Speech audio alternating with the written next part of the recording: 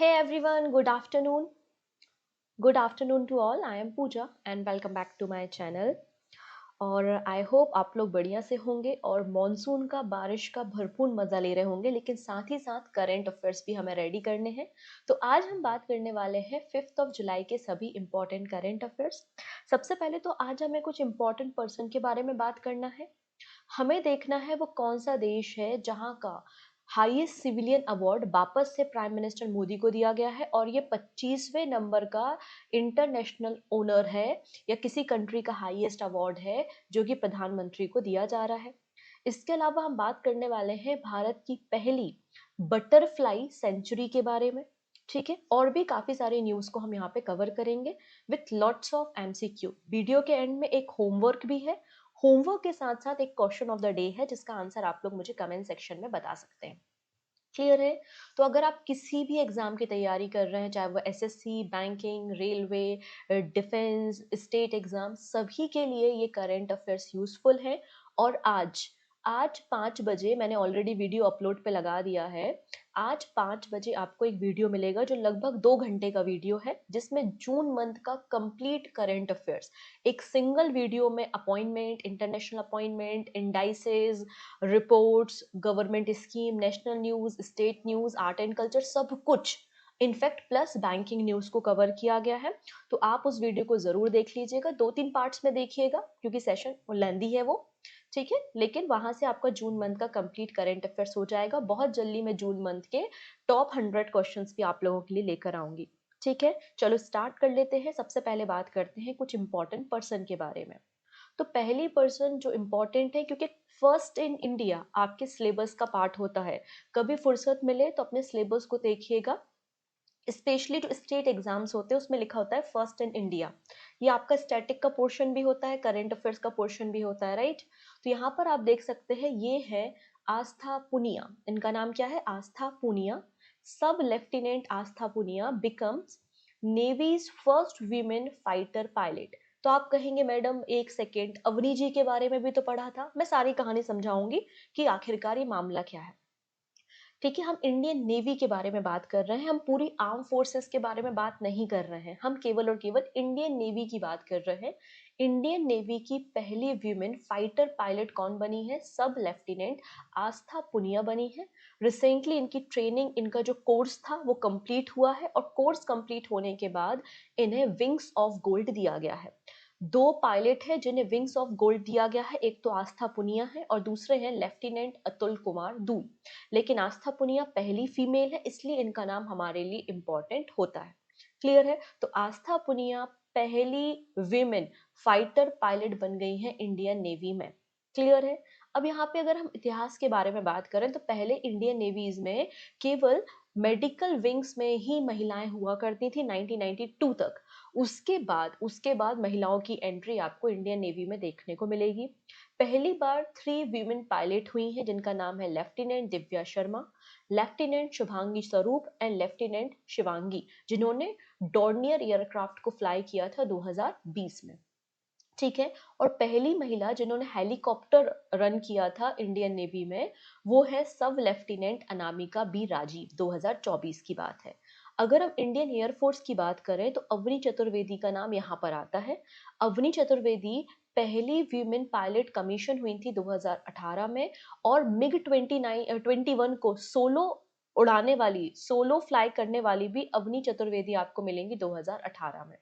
और पहली महिला जिन्होंने सियाचिन के ऊपर फ्लाई किया था, helicopter pilot wing commander Namita चांदी आपको देखने को मिल जाएंगे। ठीक है, तो यहाँ पर ये इंडियन एयरफोर्स की बात हो रही थी, अभी हम इंडियन नेवी की बात कर रहे हैं। इंडियन नेवी की पहली महिला फाइटर पायलट आपको मिल जाएंगी आस्था पुनिया। ठीक है, तो कंफ्यूज मत होना, अवनी चतुर्वेदी इंडियन एयरफोर्स से है।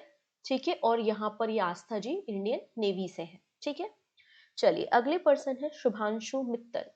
ये शुभांशु मित्तल है, इन्हें रीइलेक्ट किया गया है as a chairman of kho kho federation.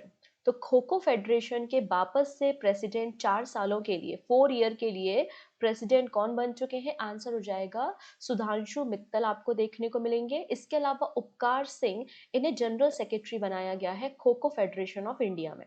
Kho kho federation of India का फॉर्मेशन 1955 में हुआ था और पहला वर्ल्ड कप जो खो खो वर्ल्ड कप है, आप लोगों ने न्यूज में तो देखा होगा, पहला kho kho world cup India ने होस्ट किया था रिसेंटली 2025 में, और इंडिया की मेंस टीम और इंडिया की वीमेंस टीम दोनों ने ही इस वर्ल्ड कप को जीता था।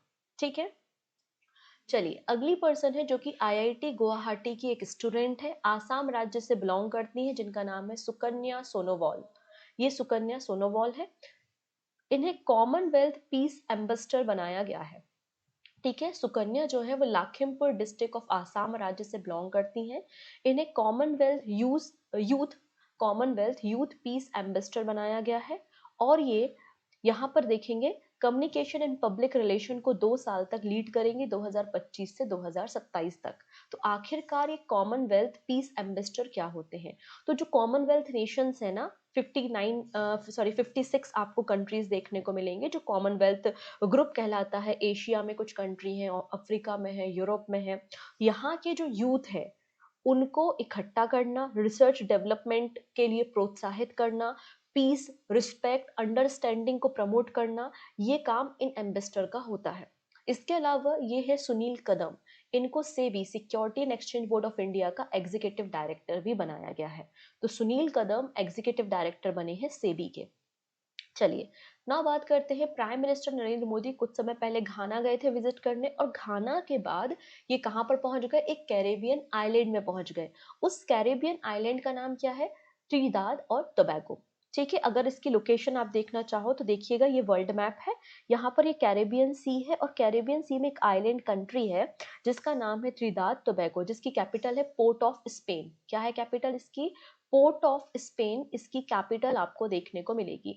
यहाँ पर प्राइम मिनिस्टर नरेंद्र मोदी ने विजिट किया, और प्राइम मिनिस्टर नरेंद्र मोदी पहले फॉरेन लीडर बन चुके हैं जिनको त्रिदाद का हाईएस्ट सिविलियन अवार्ड दिया है। और इस अवार्ड की अनाउंसमेंट यहाँ की प्राइम मिनिस्टर कमला प्रसाद ने की है।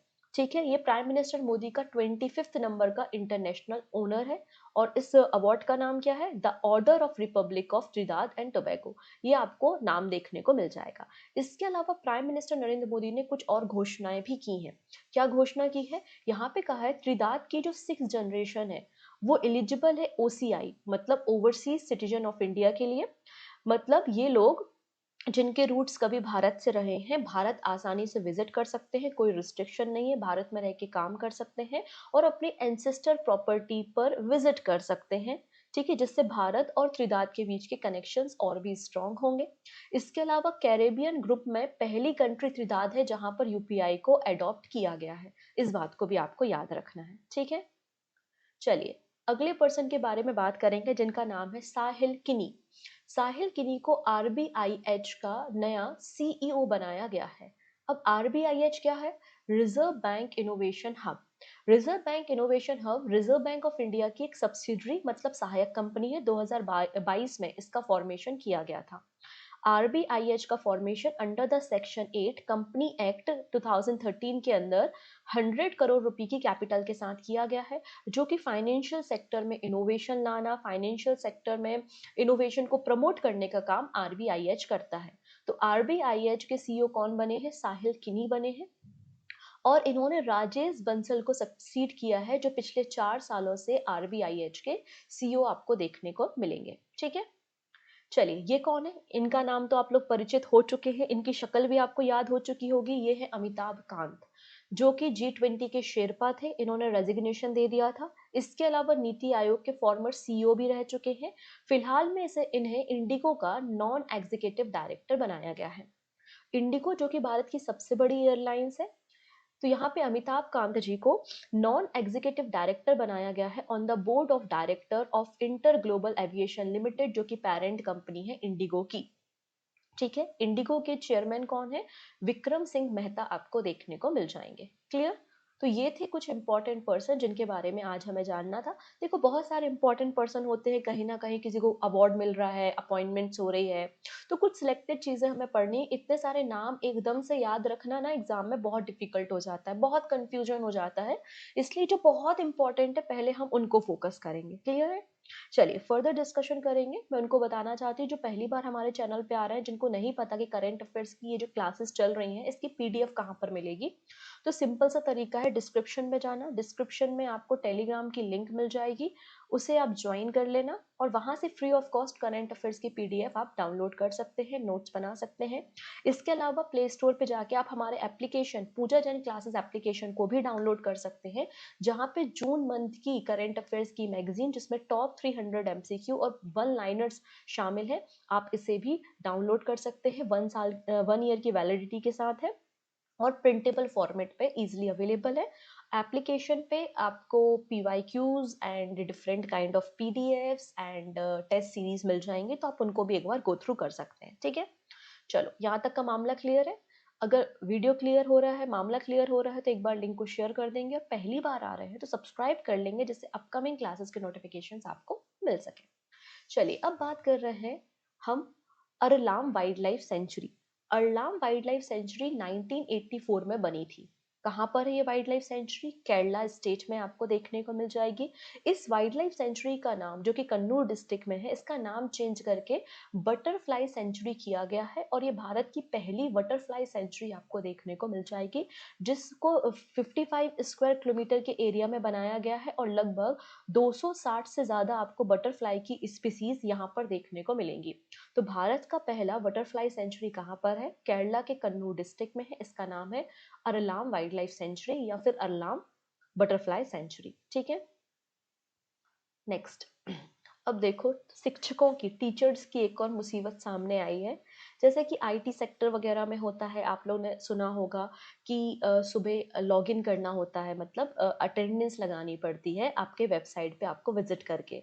Similar concept Madhya Pradesh government भी अपने स्कूल, गवर्नमेंट स्कूल्स के टीचर्स के लिए लेकर आया है, जिससे स्कूल के टीचर्स की मनमानी ना चले कि गवर्नमेंट स्कूल में टीचर आ रहे हैं, अपने समय से आ रहे हैं, अपने समय से चले गए, कभी आ रहे हैं कभी नहीं आ रहे हैं, मतलब बहुत सारी प्रॉब्लम्स फेस की जा रही थी। इसलिए यहाँ पे एक नई डिजिटल प्लेटफॉर्म लॉन्च किया जिसका नाम है हमारे शिक्षक। हमारे शिक्षक डिजिटल प्लेटफॉर्म लॉन्च किया है मध्य प्रदेश गवर्नमेंट के द्वारा, और कहा गया है 1 जुलाई से कंपलसरी है, 1 जुलाई से मैंडेटरी है, सभी शिक्षकों को यहाँ पर अटेंडेंस देनी पड़ेगी और अगर आप यहाँ पे अटेंडेंस नहीं दोगे तो आपकी एब्सेंट मानी जाएगी। सिंपल।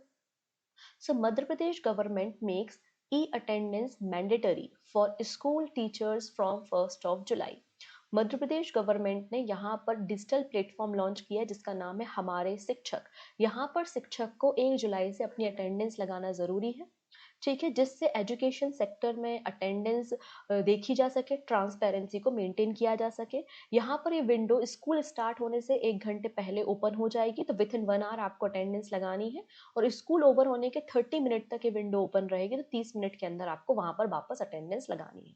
अगर कोई टीचर फेल हो जाता, अटेंडेंस नहीं लगाता है, तो फिर उसकी वहां पर हाफ डे डिडक्शन माना जाएगा। ठीक है, नेक्स्ट है Pondicherry become the first state to integrate TB screening in family adoption programme. अब देखिएगा यहाँ पर जो पौंडीचेरी में मेडिकल स्टूडेंट्स होते हैं, मेडिकल स्टूडेंट को 3 से लेकर 5 फैमिली एडॉप्ट करनी होती है और उन फैमिली का प्रॉपर 3 सालों तक स्क्रीनिंग करनी होती है, उनके डिफरेंट टेस्ट करने होते हैं, उनकी जांचें करनी होती हैं और यहाँ पर टीवी स्क्रीनिंग को मैंडेटरी कर दिया है। बात समझ में आ रही है? Family adoption programme is a national medical commission mandate initiative, जहां पर मेडिकल स्टूडेंट को 3 से 5 फैमिली को अडॉप्ट करना पड़ता है of their community, outreach and follow up with them over the period of 3 years. तो यहाँ पर स्टूडेंट जिन फैमिलीज को अडॉप्ट करेंगे उन फैमिली के सभी मेंबर्स का टीवी स्क्रीनिंग होना मैंडेटरी है। ये पौंडीचेरी गवर्नमेंट ने कहा है, पौंडीचेरी के हेल्थ डिपार्टमेंट ने कहा है और पौंडीचेरी पहला ऐसा यूनियन टेरिटरी बन गया है या पहला ऐसा आप कह सकते हो कि केंद्र शासित प्रदेश बन गया है जहां पर TB screening family adoption programme के अंदर मैंडेटरी किया गया है। ठीक है, चलिए बैंकिंग एस्पिरेंट। कई बार बैंकिंग एस्पिरेंट क्या, अभी एमपीपीएससी में भी पूछा गया था, स्टेट एस्पिरेंट्स भी, आप लोगों से कई बार इंटरेस्ट रेट, जो आपकी स्मॉल सेविंग स्कीम्स होती हैं उसके इंटरेस्ट रेट, जैसे कि पीपीएफ हो गया, आपका सुकन्या समृद्धि योजना हो गया, किसान विकास पत्र हो गया, इनके इंटरेस्ट रेट आपको एग्जाम में देखने को मिलते हैं। सबसे पहली बात, ये स्मॉल सेविंग स्कीम्स क्या होती हैं? तो गवर्नमेंट ऑफ इंडिया के द्वारा बैंक और पोस्ट ऑफिस में इन स्कीम्स को ऑफर किया जाता है, जिससे एक सेविंग हैबिट लोगों के बीच में बने। इसके अंदर पीपीएफ होता है, सुकन्या समृद्धि योजना, किसान विकास पत्र होता है, नेशनल सेविंग सर्टिफिकेट होता है, पोस्ट ऑफिस में सेविंग डिपॉजिट, रिकरिंग अकाउंट्स होते हैं। ये सभी आपकी स्मॉल सेविंग स्कीम्स होती हैं। इनके इंटरेस्ट रेट डिफाइन करती है मिनिस्ट्री ऑफ फाइनेंस। तो यहाँ पर जुलाई 2025 से सितंबर 2025 तक जो इंटरेस्ट रेट है उनमें कोई भी चेंजेस नहीं किया गया है, अनचेंज रखा गया है स्मॉल सेविंग रेट्स को। ठीक है, जैसे कि पोस्ट ऑफिस में जो सेविंग डिपॉजिट होता है उस पर 4% आपको इंटरेस्ट देखने को मिलता है। फिर जो सीनियर सिटीजन सेविंग स्कीम्स है उसमें 8.2%, और जो सुकन्या समृद्धि योजना है उसमें भी आपको 8.2% इंटरेस्ट देखने को मिलेगा। पीपीएफ में 7.1% का इंटरेस्ट है, वहीं नेशनल सेविंग सर्टिफिकेट स्कीम में 7.7% का इंटरेस्ट रेट आपको देखने को मिलेगा, और किसान विकास पत्र में 7.5% का इंटरेस्ट रेट आपको देखने को मिलेगा। तो जिनको अंडरलाइन मैंने किया है, जो मैंने आपको बताया है, आप उतना याद रख लीजिए, बाकी इनको इतना पढ़ने की जरूरत आपको नहीं है। ठीक है, इतनी चीजें। चलो, नेक्स्ट है सेल। सेल का मतलब है स्टील अथॉरिटी ऑफ इंडिया। हम सभी को पता है हमारे देश में जो स्टील का प्रोडक्शन होता है वो सेल करती है। तो सेल अपने बिजनेस को एक्सपांड करना चाहता है और पहला ओवरसीज ऑफिस दुबई में ओपन कर रहा है। ठीक है, तो सेल का पहला ओवरसीज ऑफिस कहाँ पर ओपन होगा? दुबई में ओपन होगा। Steel authority of India limited, one of India's largest steel producer, has inaugurated it's representative office in Dubai. यहाँ पर जो steel and heavy industry minister हैं एच डी कुमार स्वामी, उन्होंने सेल का पहला इंटरनेशनल ऑफिस दुबई में ओपन किया है। ठीक है, जिससे स्टील एक्सपोर्ट को और अपने कमर्शियल बिजनेस को एक्सपांड किया जा सके। और इसके अलावा भारत का एक टारगेट भी है, इंडिया का टारगेट है कि हमें 3 मिलियन टन प्रोडक्शन कैपेसिटी करनी है बाय द 2030। नेक्स्ट है, Russia become the first country to officially recognise Taliban government. तो आप सभी को पता है 2021 में क्या हुआ था? तालिबान गवर्नमेंट आई थी अफगानिस्तान में। ठीक है, जब यूएसए और नेटो की फोर्सेस अफगानिस्तान से चली गई थी तो तालिबान रूल आया था अफगानिस्तान में। तो पहला देश, और एक बहुत बड़ी बात होती है, इतनी बड़ी कंट्री जब किसी देश को सपोर्ट करती है, उस देश के साथ अपने डिप्लोमेटिक रिलेशन को स्टार्ट करती है, तो एक वेटेज होता है, राइट? तो रशिया ने ऑफिशियली रिकॉग्नाइज किया है तालिबान गवर्नमेंट को अफगानिस्तान में, और अब इसके साथ डिप्लोमेटिक टाई को और ट्रेड को, इंटरनेशनल एंगेजमेंट को बढ़ाया जाएगा।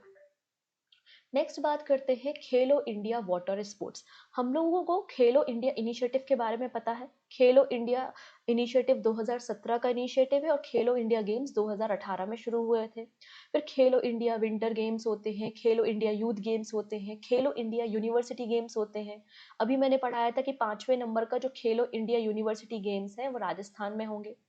अब यहाँ पर एक नया सेगमेंट स्टार्ट किया जा रहा है which is Khelo India water sports, और ये पहला एडिशन है। कहाँ पर होगा? डल लेक में होगा, जम्मू एंड कश्मीर में, 21 अगस्त से लेकर 23 अगस्त के बीच में, जिसमें 5 स्पोर्ट्स होंगे: kayaking, canoeing, rowing, water skiing, shikara race and dragon boat. ठीक है, तो पहला एडिशन खेलो इंडिया वाटर स्पोर्ट्स का कहाँ होगा? श्रीनगर की आइकॉनिक डल लेक में आपको देखने को मिलेगा। नेक्स्ट बात करते हैं Bonalu festival. Simple static question है, पीवाईक्यू भी है, एग्जाम में पूछा गया क्वेश्चन है कि बोनालू फेस्टिवल किस राज्य में सेलिब्रेट किया जाता है? आंसर हो जाएगा तेलंगाना स्टेट में। तेलंगाना स्टेट का बोनालू फेस्टिवल एक ट्रेडिशनल फेस्टिवल है। इसकी शुरुआत गोलकोंडा फोर्ट से हैदराबाद में की गई है। बोनालू का मतलब एक ट्रेडिशनल हिंदू फेस्टिवल है। बोनालू जो है वो हैदराबाद और सिकंदराबाद में सेलिब्रेट किया जाता है। बोनालू मतलब बोनम, बोनम मतलब राइस, जैगरी, कर्ड, नीम लीव्स ऑफर की जाती हैं किसे? महाकाली जी को, और महाकाली जी की पूजा की जाती है और उनसे प्रे किया जाता है कि हमें डिजास्टर और डिसीजेस से प्रोटेक्ट करें। तो बोनालू फेस्टिवल एक हिंदू ट्रेडिशनल फेस्टिवल आपको तेलंगाना स्टेट का देखने को मिल जाएगा।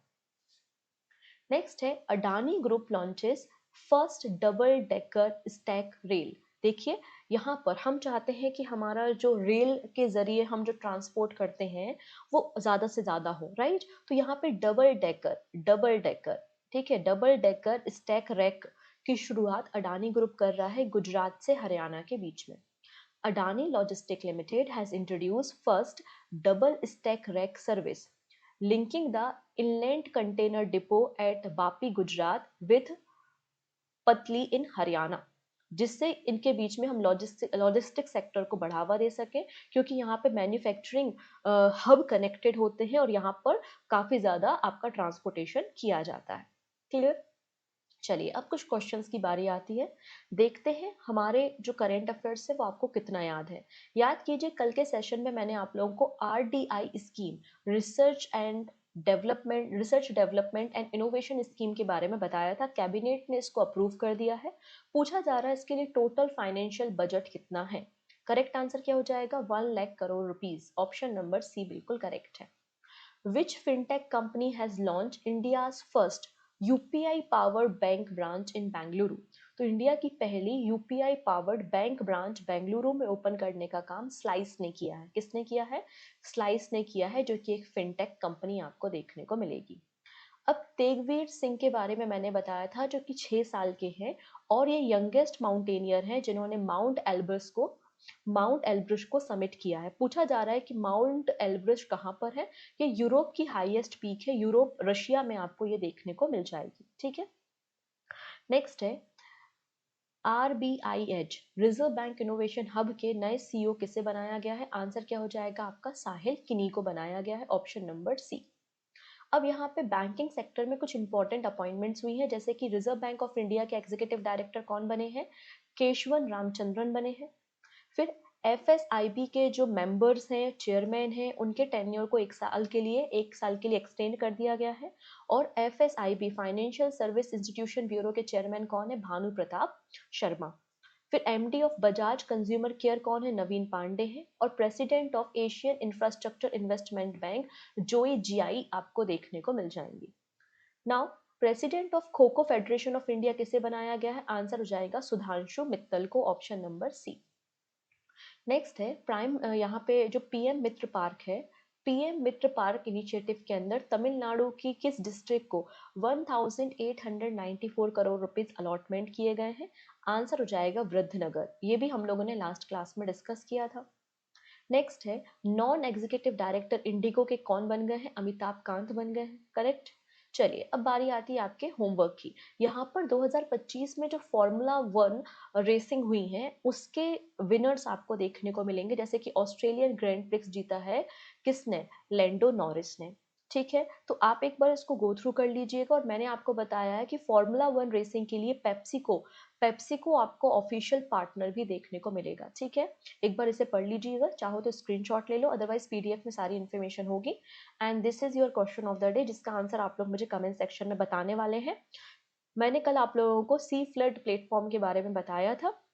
ठीक है, पूछा जा रहा है इसे किस ऑर्गेनाइजेशन ने डेवलप किया है। ठीक है, कौन कौन से वो ऑर्गेनाइजेशन है जिनकी मदद से इसे तैयार किया गया है? जो भी सही आंसर है आप मुझे कमेंट सेक्शन में बताइएगा। और कल जो मैंने प्रश्न आपसे पूछा था उसका सही आंसर है पहला मैजिक स्कूल। ठीक है, तो आज के प्रश्न का उत्तर भी दीजिएगा, मैं अपकमिंग क्लास में आपको इसका आंसर भी बताऊंगी।